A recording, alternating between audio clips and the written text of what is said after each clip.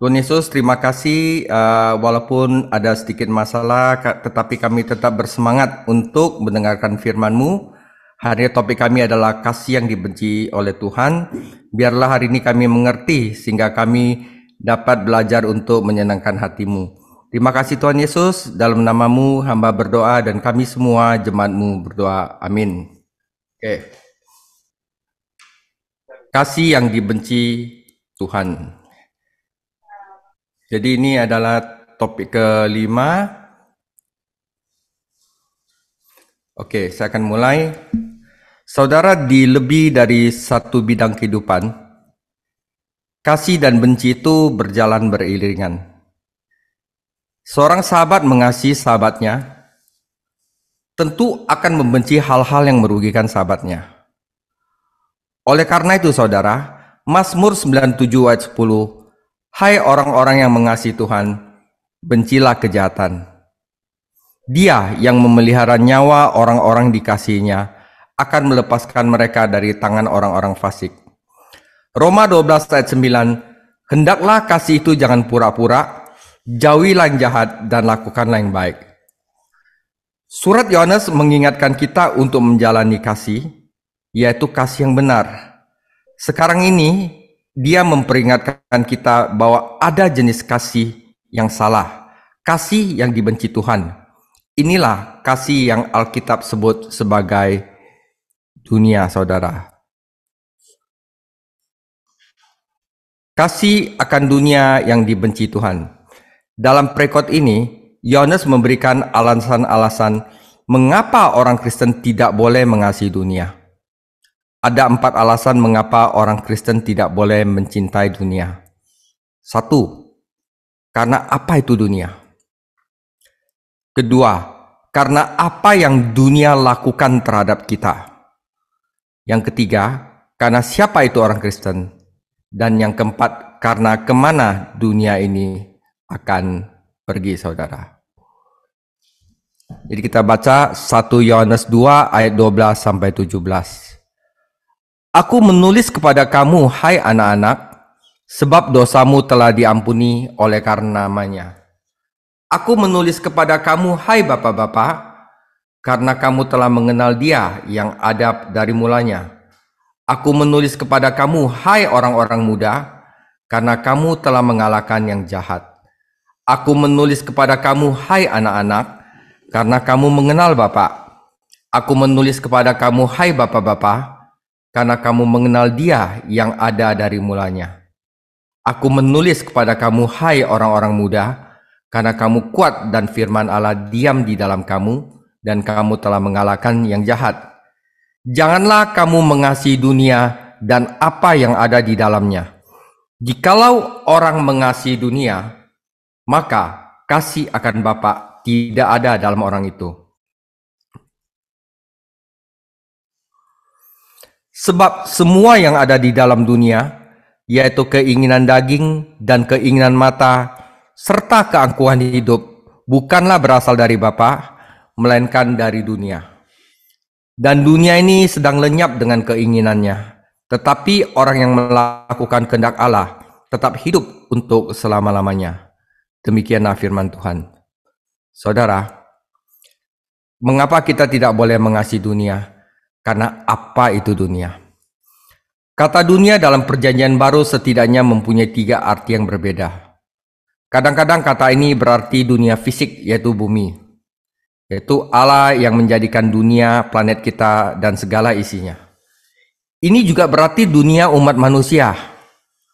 Sebab karena begitu besar kasih Allah terhadap dunia ini, yaitu umat manusia, saudara. Terkadang kedua gagasan ini muncul bersamaan. Dia, yaitu Yesus, ada di dalam dunia, dan dunia atau bumi dijadikan olehnya, dan dunia, yaitu dalam konteks manusia, tidak mengenal Dia. Jadi dunia bisa dalam arti fisik dunia, atau dalam konteks manusianya. Namun peringatan jangan cinta dunia, bukan tentang dunia alam atau dunia umat manusia. Umat Kristen harus menghargai dan keindahan dan kegunaan bumi yang diciptakan Tuhan.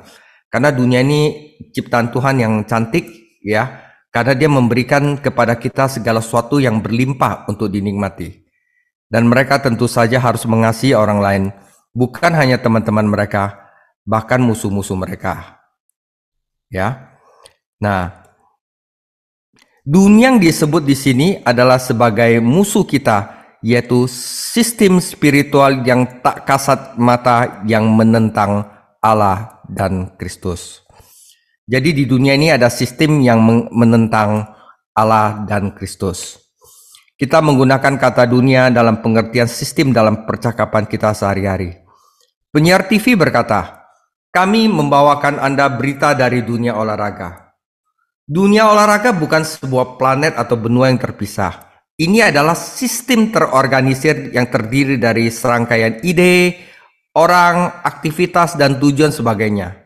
Dunia keuangan atau dunia politik juga merupakan sistem tersendiri. Di balik apa yang kita lihat dalam olahraga atau keuangan, terdapat sistem tak kasat mata yang tidak dapat kita lihat. Dan sistem itulah yang menjaga segala sesuatu tetap berjalan. Dunia dalam Alkitab adalah sistem setan yang menentang pekerjaan Kristus di bumi. Hal ini bertolak belakang dengan apa yang saleh, kudus, dan rohani.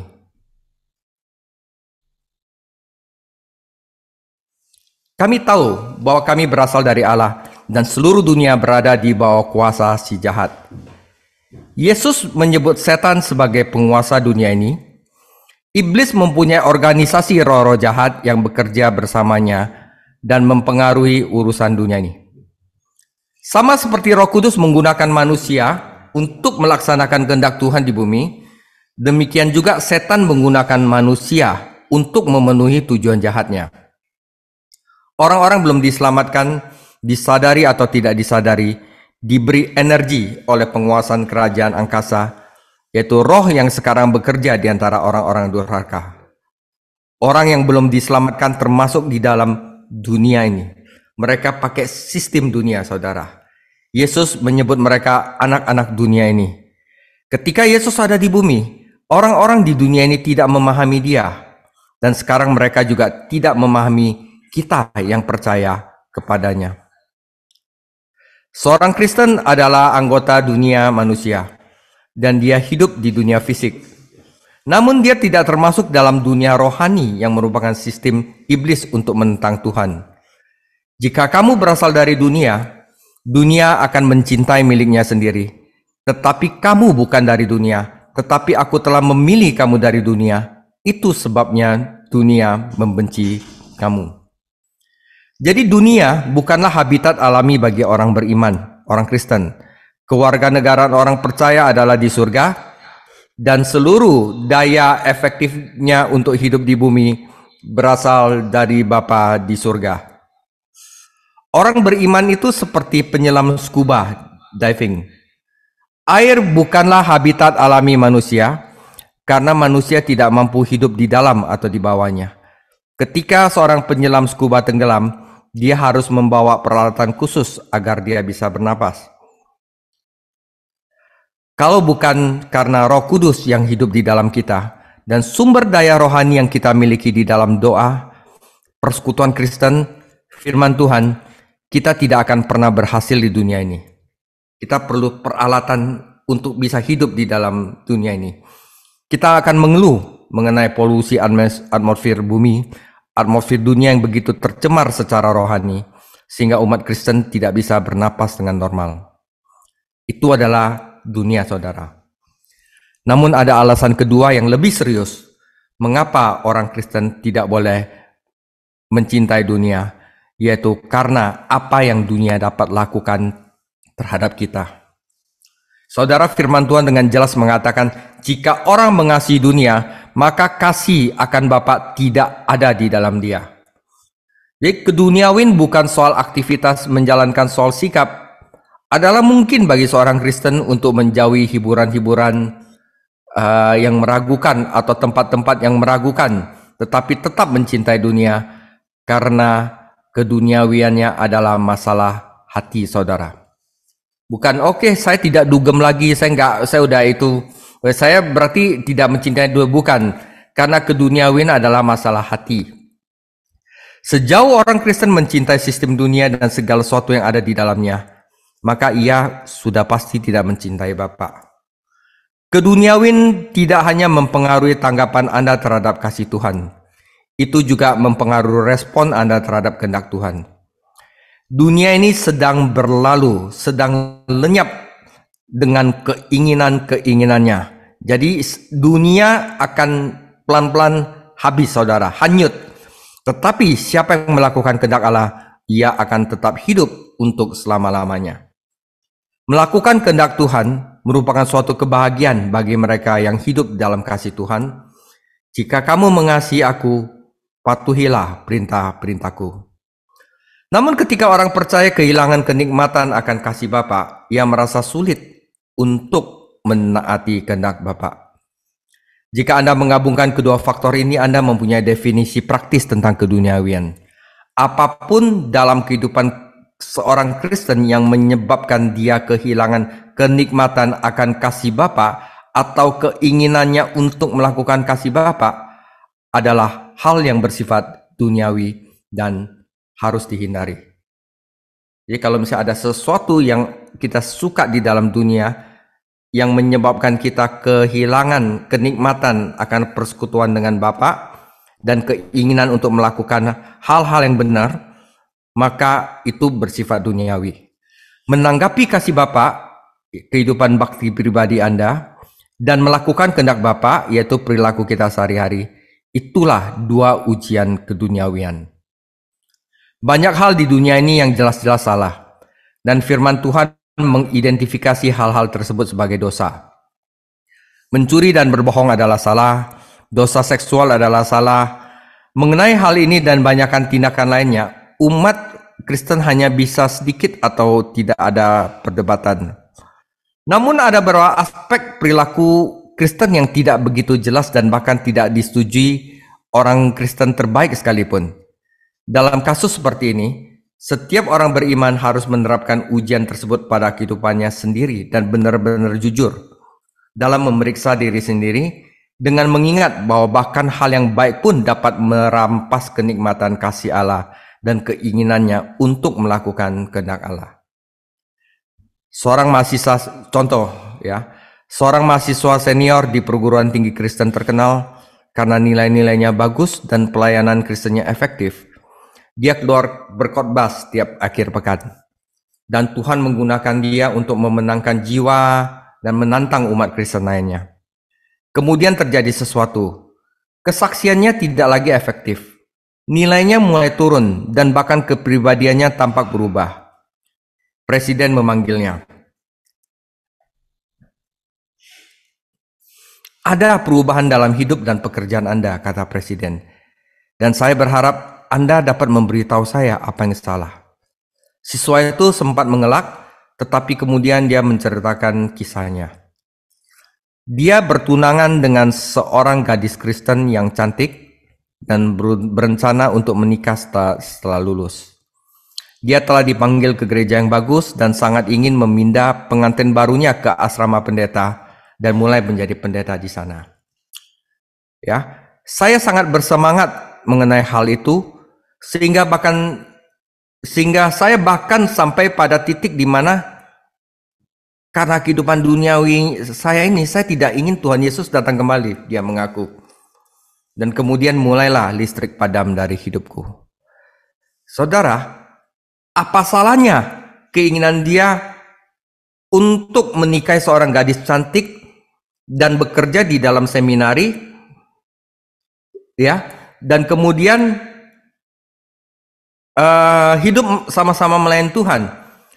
Tetapi hal tersebut membuat dia tidak ingin lagi Tuhan kembali.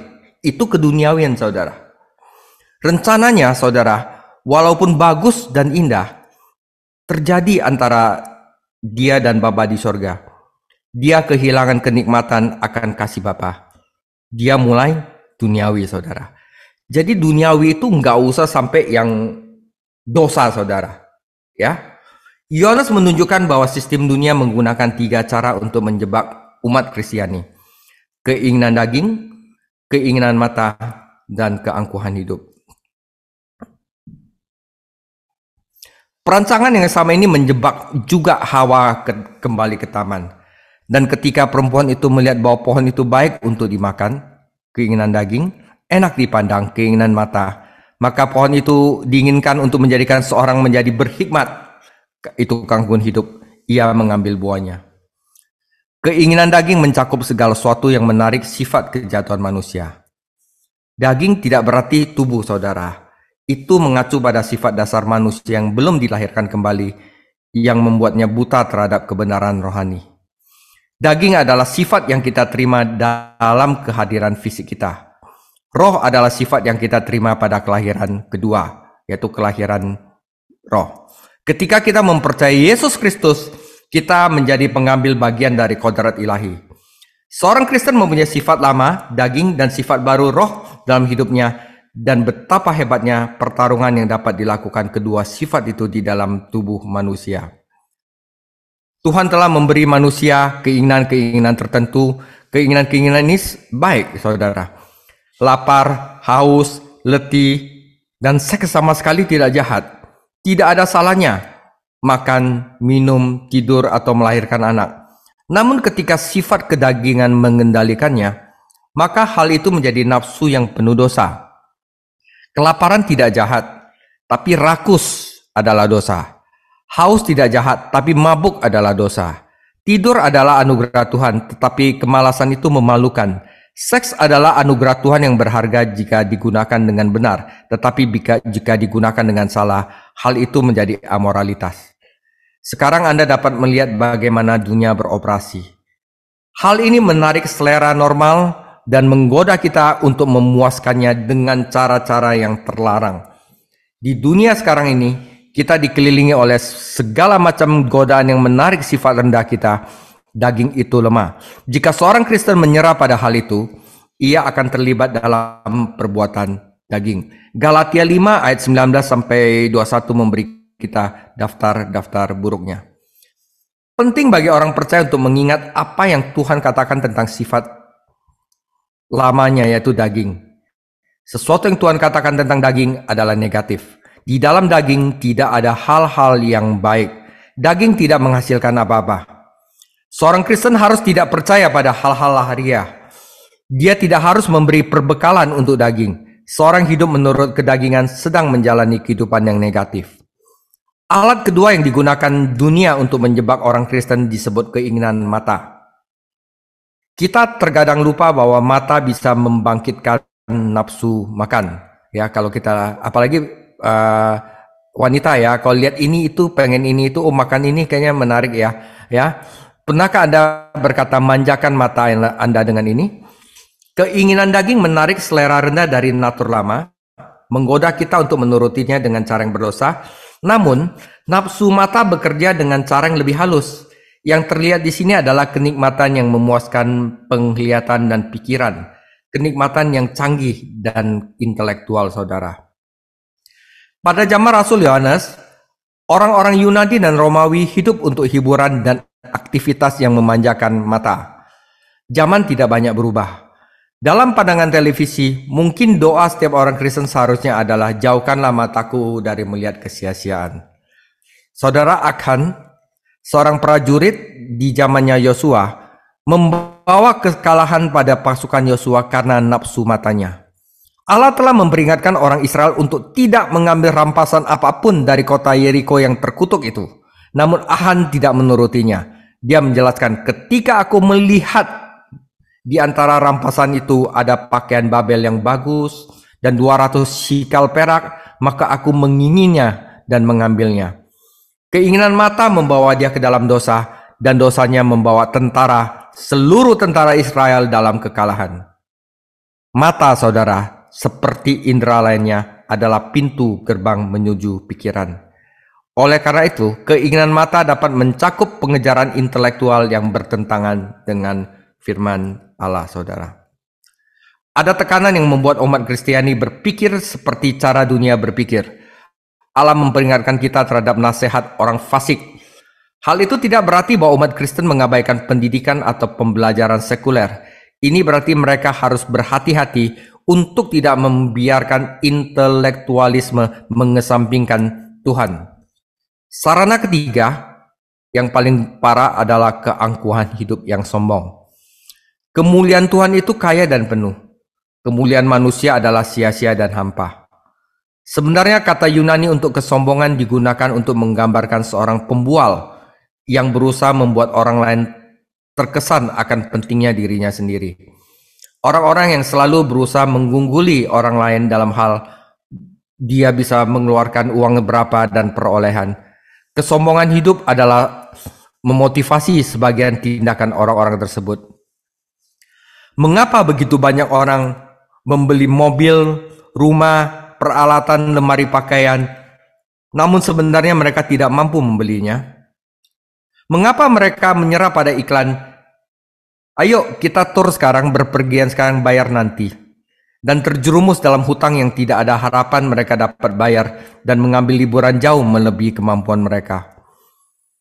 Terutama karena mereka ingin mengesankan orang lain karena kesombongan hidup itu, saudara. Mereka mungkin ingin orang-orang memperhatikan betapa bahagianya mereka, betapa makmurnya mereka, dan betapa suksesnya mereka itu. Mungkin kebanyakan dari kita tidak berbuat sejauh itu, tetapi sungguh menakjubkan betapa bodohnya hal-hal yang dilakukan orang hanya untuk pamer, saudara. Mereka bahkan mengorbankan kejujuran dan integritas demi ketenaran dan perasaan penting. Ya, dunia menarik bagi orang Kristen melalui keinginan daging, keinginan mata, dan keangkuhan hidup. Dan ketika dunia mengambil alih salah satu dari bidang ini, seorang Kristen harus segera menyadarinya. Karena apa? Dia akan kehilangan kenikmatan akan kasih Bapa dan keinginannya untuk melakukan kehendak Bapa. Alkitab akan menjadi bosan bagi mereka, dan doa menjadi tugas yang sulit ketika mereka terjebak oleh keinginan daging, mata, dan keangkuhan hidup. Bahkan persekutuan Kristen pun nampak hampa dan mengecewakan. Namun hal ini bukan berarti ada sesuatu yang salah dengan orang lain. Yang salah adalah hati duniawi orang Kristen. Jadi kalau misalnya kita udah mulai nggak suka sama Alkitab, nggak suka sama persekutuan, nggak suka sama doa, hati-hati. Mungkin duniawi kita sudah ada di dalam hati kita. Penting untuk dicatat bahwa tidak ada orang Kristen yang tiba-tiba menjadi duniawi, saudara. Jadi ada stepnya. Keduniawi merayapi orang beriman. Ini adalah proses bertahap. Yang pertama adalah persahabatan dengan dunia. Secara alami, dunia dan umat Kristen adalah musuh. Jangan heran saudara-saudara jika dunia membenci kamu. Seorang Kristen yang bersahabat dengan dunia adalah musuh Allah. Berikutnya, orang Kristen itu akan diperhatikan oleh dunia. Dunia meninggalkan bekas-bekas kotornya pada satu dan dua bidang kehidupannya. Artinya, secara bertahap, orang beriman menerima dan mengadopsi cara-cara dunia, saudara. Ketika hal itu terjadi, dunia itu tidak lagi membenci orang Kristen dan mulai mengasihi orang Kristen itu. Jadi Yohanes memperingatkan kita, jangan mencintai dunia. Tetapi seringkali persahabatan kita dengan dunia mengarah pada cinta kepada dunia. Akibatnya, orang percaya itu akan menjadi serupa dengan dunia, dan Anda sulit membedakan keduanya. Di kalangan umat Kristen, keduniawian muncul dalam berbagai bentuk yang tidak kentara atau tidak disadari. Terkadang kita cenderung mengidolakan atlet-atlet hebat, saudara. Bintang-bintang film, atau pemimpin politik yang mengaku beragama Kristen, kita idolakan, saudara. Itu sebenarnya kita udah duniawi. Seolah-olah orang tersebut mampu memberikan pertolongan khusus kepada Tuhan yang Maha Kuasa. Atau kita melayani orang-orang kaya dan berpengaruh di gereja-gereja lokal kita. Seolah-olah pekerjaan Tuhan akan gagal tanpa niat baik atau dukungan finansial orang-orang kaya tersebut. Itu duniawi, saudara. Banyak bentuk keduniawian yang tidak melibatkan membaca buku yang salah atau menuruti hiburan yang duniawi. Sedihnya, menjadi serupa dengan dunia dapat menyebabkan seorang Kristen dikutuk oleh dunia. Dikutuk dengan dunia. Jika seorang Kristen mengakui dan menghakimi dosanya, maka Allah akan mengampuninya. Namun jika dia tidak mengaku, maka Allah harus menghajarnya dengan penuh kasih. Ketika seorang Kristen dikutuk dengan dunia, dia tidak kehilangan haknya sebagai anak. Sebaliknya, dia kehilangan kesaksian dan kegunaan rohaninya. Dalam kasus yang ekstrim, umat Kristen bahkan kehilangan nyawa mereka. Langkah-langkah menurun dan konsekuensi diilustrasikan dalam kehidupan Lot. Lot pertama memandang ke arah Sodom. Kemudian dia mendirikan tendanya menuju Sodom di dataran Yordan yang banyak airnya. Kemudian dia pindah ke Sodom. Dan ketika Sodom direbut musuh, Lot pun ikut ditawan. Ia seorang beriman, namun ia harus menderita bersama orang-orang berdosa yang tidak percaya di kota-kota yang jahat itu.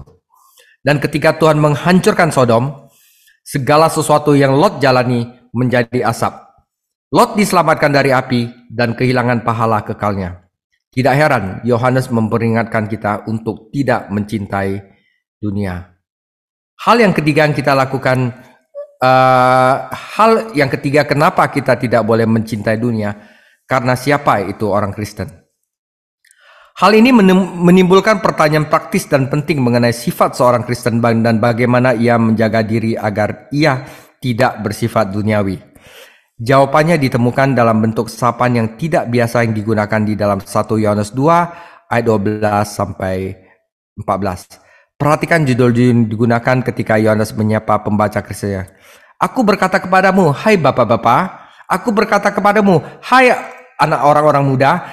Aku berkata kepadamu, anak-anak kecil. Apa yang dia maksud? Pertama, anak kecil mengacu pada semua orang percaya. Secara harafiah, ini berarti yang dilahirkan kembali. Semua orang Kristen telah dilahirkan di dalam keluarga Allah melalui iman kepada Yesus Kristus dan dosa-dosa mereka telah diampuni. Fakta bahwa seseorang berada di dalam keluarga Allah, berbagi sifatnya, seharusnya membuat seorang enggan bersahabat dengan dunia.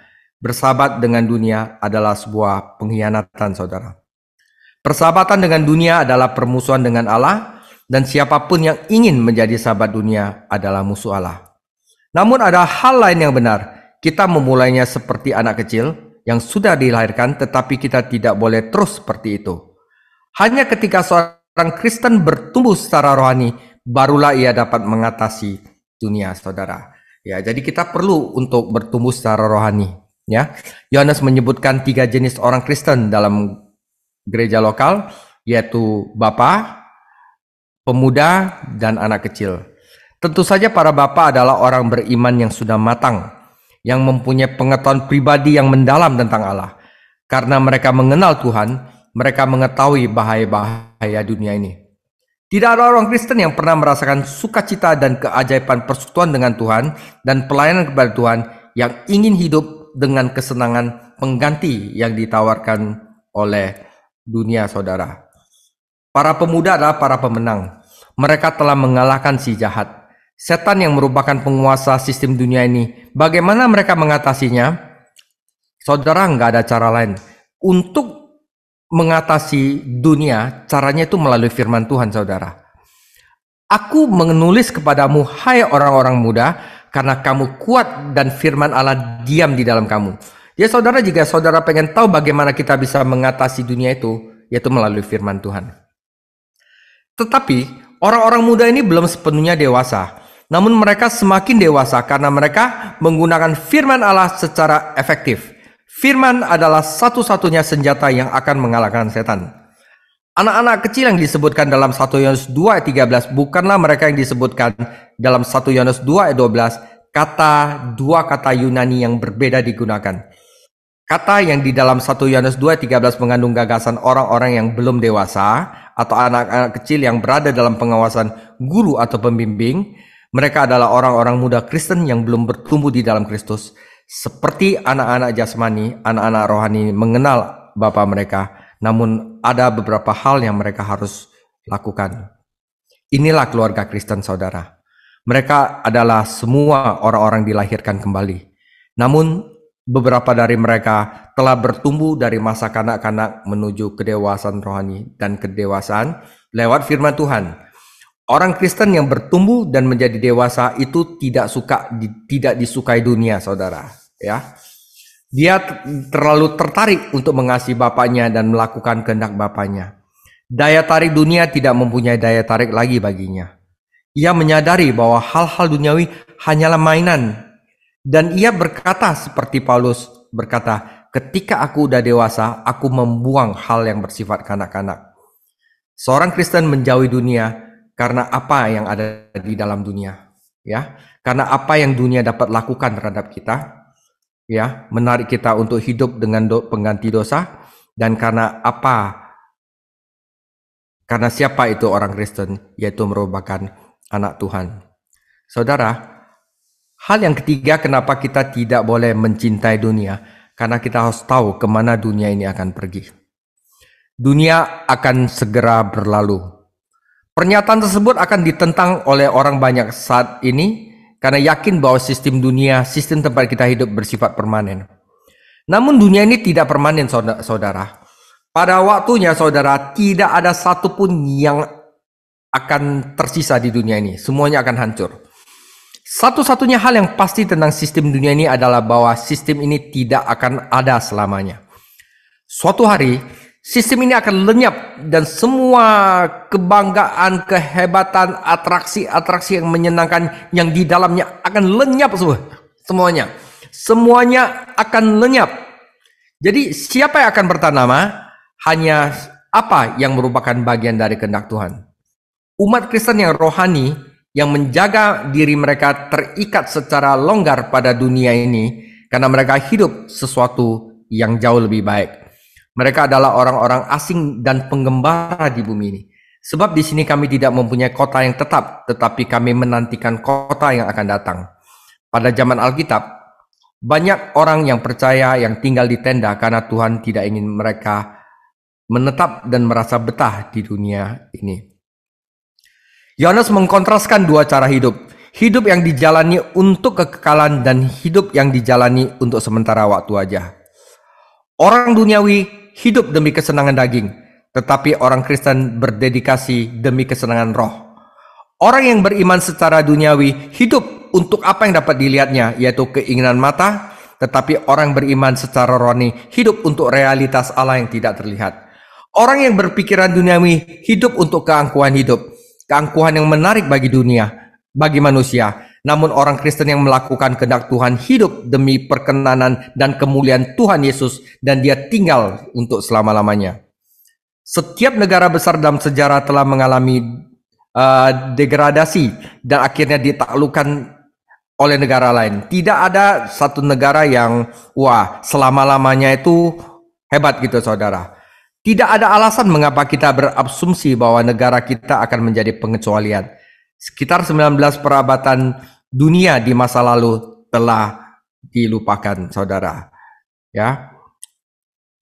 Tidak alasan mengapa kita berpikir bahwa perabatan saat ini akan bertahan selamanya. Saya melihat perubahan dan pembusukan di sekeliling, tulis Henry Light.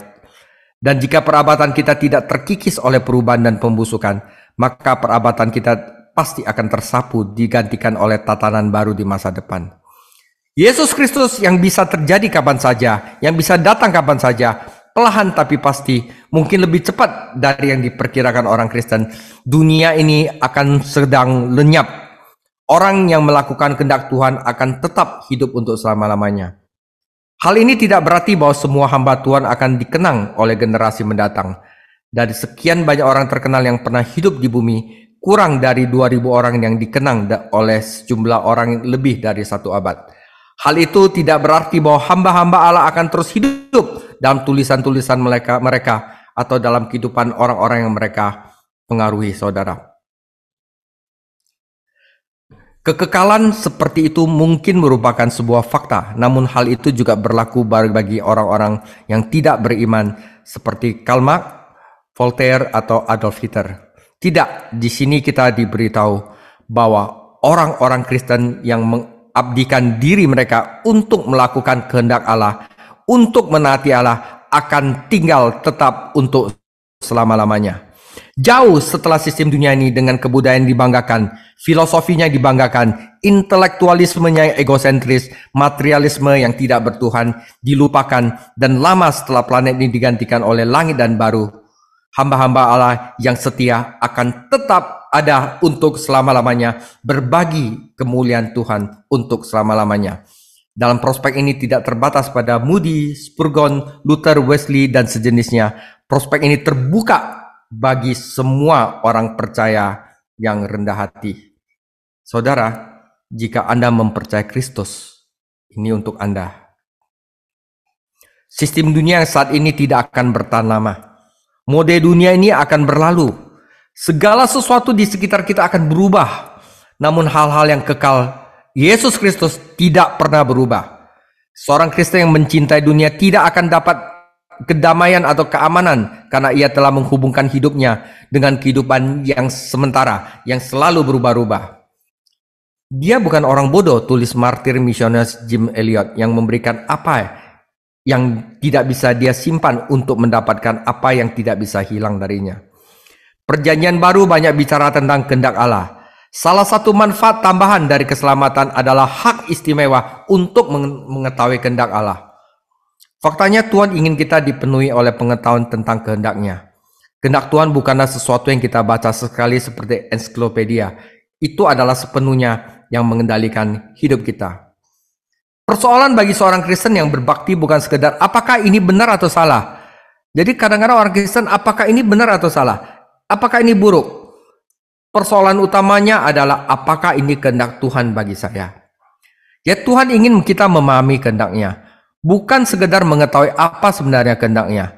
Dia memberitahukan jalan-jalannya kepada Musa dan amal-amalnya kepada Bani Israel. Israel tahu apa yang Tuhan lakukan, tetapi Musa tahu mengapa dia melakukannya. Penting bagi kita untuk memahami kehendak Tuhan bagi hidup kita dan melihat tujuan dia penuhi. Setelah kita mengetahui kehendak Tuhan, hendaknya kita melakukannya dari hati. Bukan dengan membicarakan kehendak Tuhan kita menyenangkan dia, tetapi dengan melakukan apa yang dia perintahkan. Dan semakin kita menaati Tuhan, semakin baik kemampuan kita untuk menemukan atau mengikuti kehendak Tuhan. Saudara, menemukan dan melakukan kehendak Tuhan adalah seperti belajar berenang. Anda harus masuk ke dalam air sebelum hal itu menjadi nyata bagi Anda. Semakin kita menaati Tuhan, semakin mahir kita mengetahui apa yang Dia inginkan lakukan. Sasaran Allah bagi kita adalah agar kita berdiri sempurna dalam segala kehendak Allah. Artinya menjadi dewasa dalam kehendak Tuhan. Seorang anak kecil terus-menerus bertanya kepada orang tuanya apa yang benar dan apa yang salah, serta apa yang mereka ingin lakukan dan mereka tidak ingin mereka lakukan.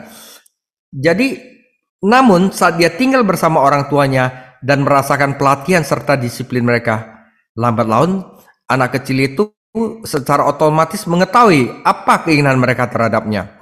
Faktanya, anak yang disiplin bisa membaca pikiran ayahnya hanya dengan memperhatikan wajah dan mata orang tuanya. Seorang Kristen yang belum dewasa selalu bertanya, ini boleh nggak, itu boleh nggak. Tetapi bagi orang Kristen yang intim kepada Tuhan, yang suka dengan firman-Nya, yang selalu berkomunikasi dengan Tuhan, secara otomatis itu tahu apa sebenarnya yang Tuhan suka, saudara. Nah, seorang Kristen yang matang berdiri teguh dalam kehendak Allah, dia tahu apa yang Tuhan ingin lakukan. Bagaimana seorang menemukan kehendak Tuhan? Prosesnya dimulai dengan penyerahan diri. Persembahkanlah tubuhmu sebagai korban yang hidup. Jangan menjadi serupa dengan dunia ini, agar kamu dapat membuktikan, yaitu mengetahui dengan pengalaman, apa kehendak Allah yang baik, yang berkenan, dan yang sempurna. Seorang Kristen yang mencintai dunia tidak akan pernah mengetahui kehendak Tuhan dengan cara seperti ini. Sang ayah membagikan rahasia-rahasia kepada mereka yang menaatinya. Barang siapa yang mau melakukan kehendaknya, ia akan mengetahui ajaran itu. Dan kehendak Tuhan bukanlah sebuah kantin rohani di mana seorang Kristen mengambil apa yang diinginkannya dan menolak sisanya. Tidak. Kehendak Tuhan harus diterima secara keseluruhan. Hal itu melibatkan kita harus menyerahkan diri secara pribadi kepada Tuhan sepanjang hidupnya. Tuhan mengungkapkan kehendaknya melalui kita, kepada kita melalui firman-Nya. Firman-Mu adalah pelita bagi kakiku dan terang bagi jalanku. Orang percaya duniawi tidak mempunyai selera terhadap Alkitab. Ketika dia membacanya, dia hanya mendapat sedikit atau tidak sama sekali darinya. Namun, orang yang beriman secara rohani yang menghabiskan waktu setiap hari membaca Alkitab dan merenungkannya, itu pasti akan menemukan kehendak Tuhan di sana dan menerapkannya dalam kehidupan sehari-hari. Kita juga dapat mempelajari kehendak Tuhan melalui keadaan. Tuhan bergerak dengan cara ajaib untuk membuka atau menutup pintu. Kita harus menguji kepemimpinan seperti ini dengan firman Tuhan, bukan menguji pengajaran Alkitab yang jelas dengan keadaan. Yang terakhir, Allah menuntun kita ke dalam kehendak-Nya melalui doa dan kerja di roh di dalam hati kita. Jadi sewaktu kita berdoa mengenai suatu keputusan, roh akan berbicara kepada kita. Sebuah suara hati mungkin setuju dengan keadaan yang memimpin. Kita tidak boleh mengikuti suara hati ini sendirian. Kita harus selalu mengujinya dengan firman Tuhan. Karena daging atau setan bisa saja menggunakan keadaan atau perasaan untuk menyesatkan kita sepenuhnya. Jadi segala sesuatu itu harus diuji dengan firman Tuhan. Kesimpulannya, orang Kristen tidak ada di dunia secara jasmani, namun ia bukan dari dunia secara rohani. Yesus Kristus telah mengutus kita ke dunia untuk memberikan kesaksian tentang Dia. Ibarat seorang penyelam, kita harus hidup di dalam unsur yang asing. Dan jika tidak hati-hati, unsur asing tersebut akan membuat kita terkekang. Seorang Kristen tidak dapat menahan diri untuk berada di dalam dunia ini. Namun ketika dunia berada di dalam diri orang Kristen, maka masalah pun akan dimulai. Saudara, sebagai penutup saudara, dunia masuk ke dalam diri orang Kristen melalui hatinya. Janganlah mencintai dunia. Apapun yang merampas kenikmatan kasih Bapa dari seorang Kristen atau keinginannya untuk melakukan kehendak Bapa adalah hal-hal duniawi dan harus dihindari. Setiap orang percaya berdasarkan firman Tuhan harus mengidentifikasi hal-hal itu bagi dirinya sendiri. Seorang Kristen harus memutuskan, apakah saya mau hidup untuk saat ini saja, atau akankah saya hidup menurut kehendak Allah dan kekal selama-lamanya? Yesus mengilustrasikan pilihan ini dengan menceritakan tentang dua manusia. Yang satu membangun rumahnya di atas pasir, yang satu membangun rumahnya di atas batu. Paulus juga mengacu pilihan yang sama dengan menjelaskan dua jenis bahan bangunan. Yang satu adalah yang sementara, yang satu adalah permanen. Saudara, yang sudah pasti, kasih terhadap dunia adalah kasih yang dibenci Allah. Inilah adalah kasih yang harus dijauhi oleh orang Kristen dengan cara apapun. Ya, saudara, kita hari ini mengerti ya. Tuhan Yesus memberkati. Selamat tahun baru, kebenaran atau konsekuensi. Tuhan Yesus memberkati.